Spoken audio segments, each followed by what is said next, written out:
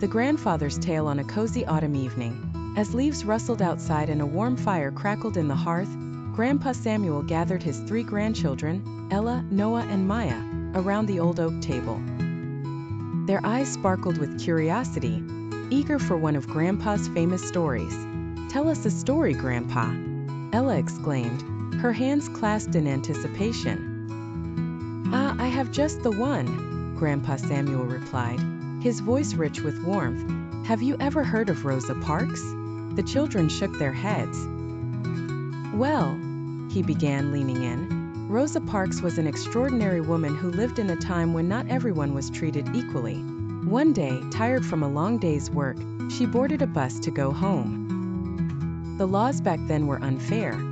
They required people like Rosa to give up their seats to others just because of the color of their skin. That's not fair," Noah interjected, his brow furrowed. "Indeed it wasn't," Grandpa agreed. "So when the bus driver told Rosa to give up her seat, she calmly said, 'No.' That single word was a brave stand against injustice. She was arrested for it, but her courage sparked a movement.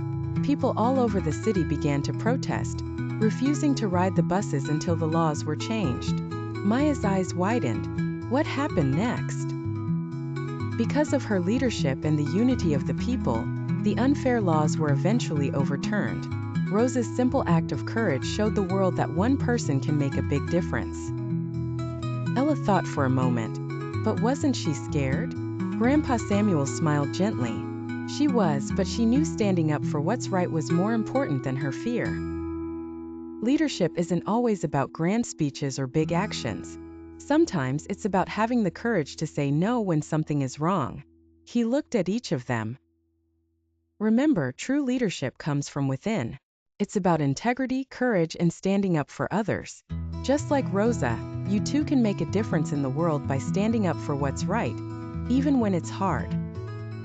The room was silent as the children absorbed his words. The fire crackled softly, casting a warm glow on their thoughtful faces. "Thanks for the story, Grandpa," Maya finally said. "I want to be brave like Rosa Parks." Grandpa Samuel nodded, his eyes shining. "I know you will be. All of you have the power to lead with courage and kindness."